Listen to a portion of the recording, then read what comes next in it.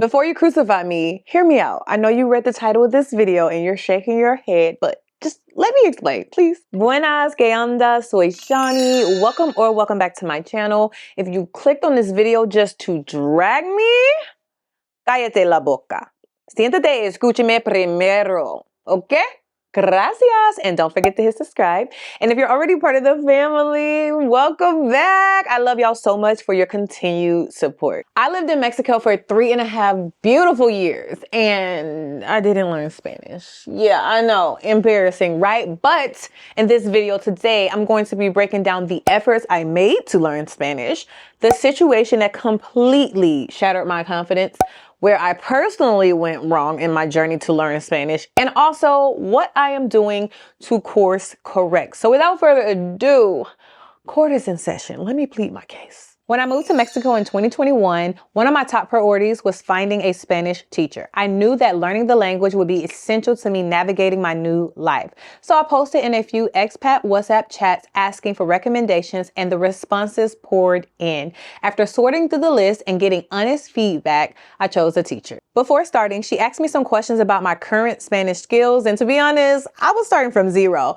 My Spanish vocabulary did not go beyond basic greetings such as hola, gracias, buenos dias, and de nada. That was as deep as it got with me. But based off of that, she created a curriculum tailored to my beginner needs, and we began our lessons, and I was so excited to learn and immerse myself in the language. For the first 2 months, our lessons were pretty consistent, but over time, I started to feel overwhelmed. She would introduce new materials without ensuring that I had fully understood the previous lesson, making it hard for me to build a solid foundation. And so my initial excitement to learn Spanish quickly turned into anxiety, and I would dread my Spanish sessions. So not long after, I just decided to end the Spanish lessons. Even though my structured Spanish lessons didn't quite work out, I still continued to learn, just in a different way.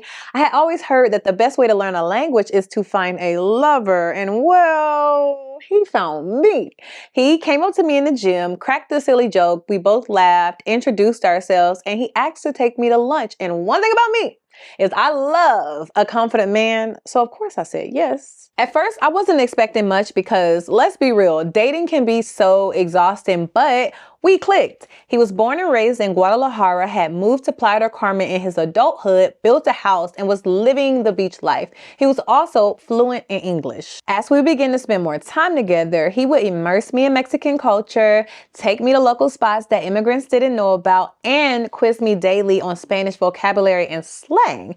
This kind of hands-on learning was exactly what I needed. And honestly, it was working because for the first time ever, I was starting to feel confident speaking Spanish in public. With this newfound sense of confidence, I decided I wanted to be more proactive about speaking Spanish in public. So one day I needed to go to the supermarket to grab a few items. I would usually go to Walmart because it was closer to my apartment, but I wanted to explore a different side of town. So I decided to go to Chedraui. I had never been to Chedraui before, but I was excited. So I hopped on my bicycle and set off on my little adventure. One thing about me, I love grocery shopping. I will put on a good playlist, pop in my headphones, and dance my way around the store, wandering down every aisle, checking off items on my grocery list. And because I had never been to this store before, I did exactly that. I found everything I needed except for one thing: batteries for my TV remote. I checked multiple aisles and I even backtracked a few times and I still came up empty-handed. So I decided to ask for help.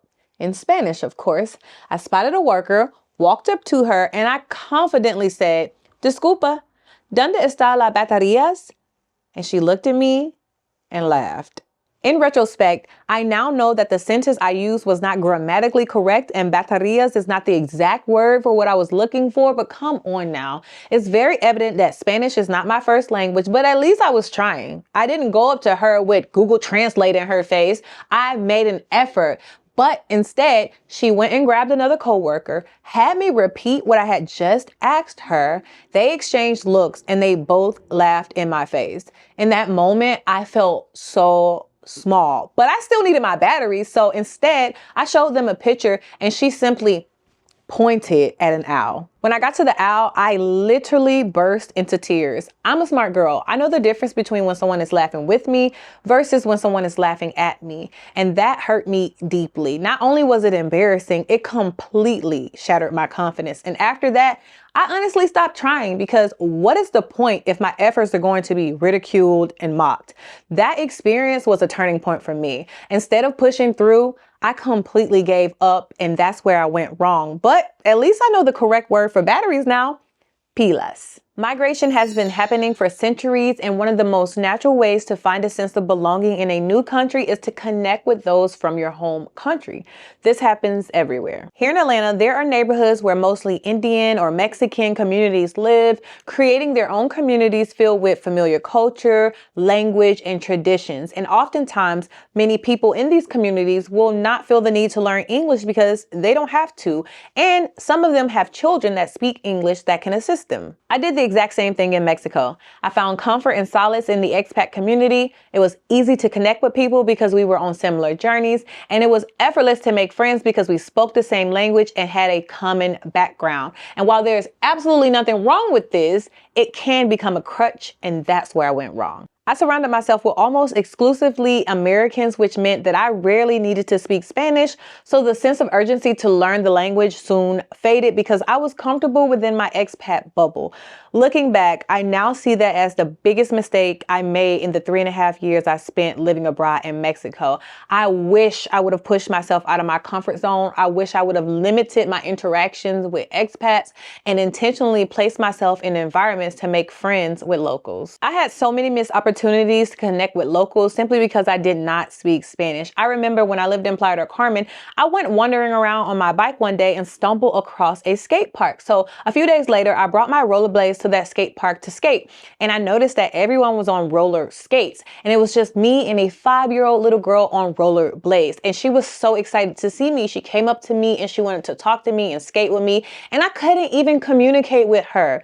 How freaking embarrassing. And when I lived in Mexico City, a lot of the Uber drivers would want to talk to me as we made our way to my destination, and a wave of anxiety would overcome me because I would struggle to understand them, let alone respond. To be honest, I think that the Chajari situation scared me more than I initially realized, because after that experience, I subconsciously avoided locals and tried to limit my interactions with them due to my fear of being judged and laughed at for my efforts to speak Spanish. That fear really held me back. At the end of the day, it is a lesson learned, and now that I know better, I plan to do better. Now that I'm back in the States, I didn't think that I would have many interactions with Mexican people anymore because I live in a Black neighborhood, and Atlanta is kind of segregated. If you know, you know. But the house across the street from us had been vacant and for sale for over a year, and a family finally bought it. And guess where they're from? Veracruz, Mexico. I was so excited when I seen them. I ran across the street. I introduced myself. I let them know that I lived in Mexico for a little while. And guess what their first question was? You speak Spanish? I was so embarrassed to say no. Oh my God, like a sense of shame just overcame me. And that's when I realized, girl, you need to learn Spanish. And so it begins. Here are some of the action steps I'm taking to learn Spanish on my own. First, I bought a year-long subscription to Babbel, which is a language learning app. And then I also bought some books that I heard great reviews about. So the first book is this one. I've heard nothing but good things about this book, Complete Spanish Step by Step by Barbara Bergstein. So this is the first book I bought. I also bought this book. I heard a lot of great things about this one. Spanish, A Creative and Proven Approach by Margarita Madrigal. And I'm excited to dive into it. And then the last book I bought is so like Gen Z, millennial, because I got it off the TikTok shop. Spanish in 60 Days. It's this influencer who teaches Spanish on TikTok.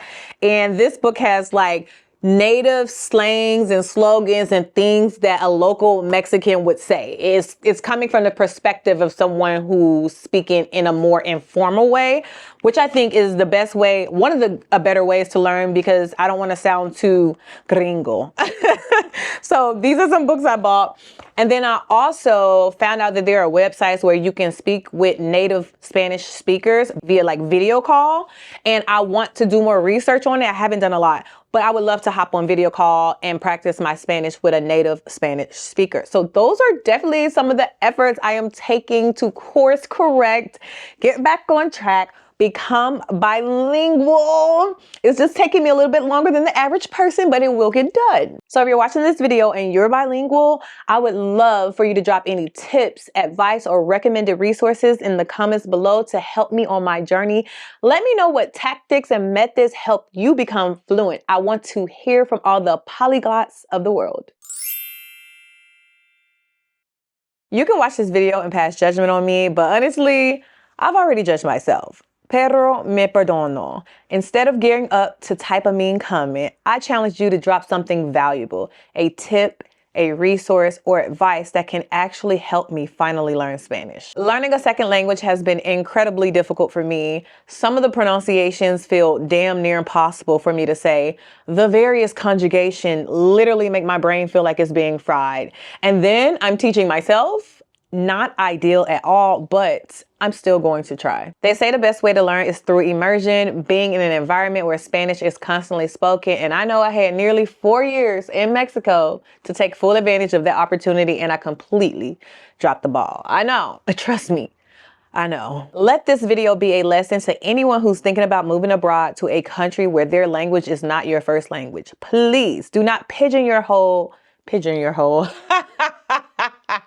Do not pigeonhole yourself into hanging out with people from your country the entire time.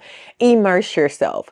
Really take advantage of that opportunity, because if you have the ability to physically be in the country and learn from locals, you have to make use of that, because so many people are learning online or learning through books or learning on their own like me now. And it's not ideal, but it can be done. I can't lie, I was a little nervous making this video because people on the internet can be so brutal, but this is my truth. This is something I had to live through and learn from. And honestly, I know there's somebody out there who can relate. And I also know that there's somebody out there who can help, which is the true purpose of this video. So if you made it to the end of this video, I appreciate you for watching. Thank you so much for supporting my channel. And I look forward to seeing y'all in the next video. Peace.